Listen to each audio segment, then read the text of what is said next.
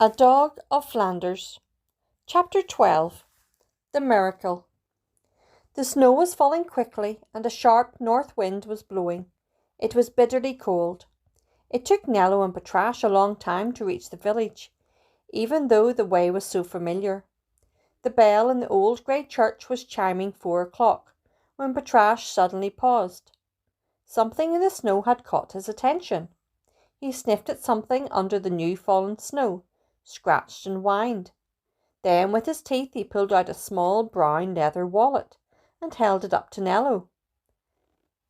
They were near light from a nearby house, so Nello turned the wallet toward the light to see if he could find any identification.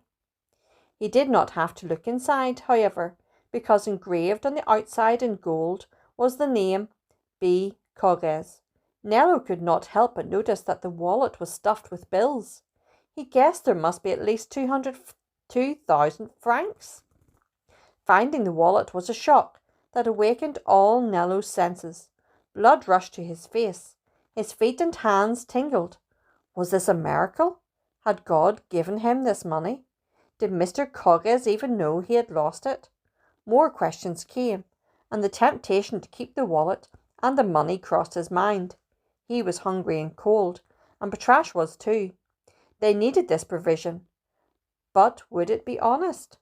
Mr. Cogges had treated them very unfairly, and here was an opportunity to pay him back. However, one powerful thought pushed away all others. Do good to them that hate you. Nello tucked the wallet under his jacket, patted Patrash and pulled him forward.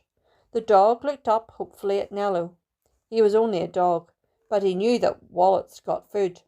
Would they go to the market now? Nello walked straight to the mill house. He was determined to do what he must do. He went to the door and knocked. The miller's wife opened it. She had been crying. Alois was behind her with wide eyes, watching carefully.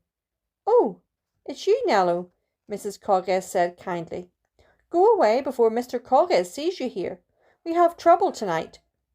Right now Mr. Cogges is out in this storm, looking for a lot of money that he lost while riding home. He dropped his wallet somewhere and will have an impossible job finding it in this snow. If he does not find it, we will be ruined. It was all our savings. Why he had it out in the snow, I will never know. This must surely be God's judgment on us for treating you so badly."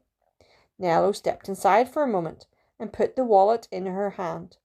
Then he called Patrash inside also. The old dog was grateful for the warmth. "Tell Mr. Cogges that Patrash found the wallet tonight," Nello said quietly. "If you do, I think it will give Patrash shelter and food in his old age. Do not let Patrash follow me, and be good to him." Before either Mrs. Cogges or Patrash realized what he meant, Nello stooped and kissed Patrash. Then he closed the door hurriedly and disappeared back into the snowy night. Mrs. Cogges and Alois stood speechless. What had happened seemed unbelievable. Had Patrash really found the wallet? If so, where? Why would anyone expect Nello to return it to Mr. Cogges after the miller had blamed him for setting the mill fire? As they stood staring, Patrash went to the door and tried to follow his master.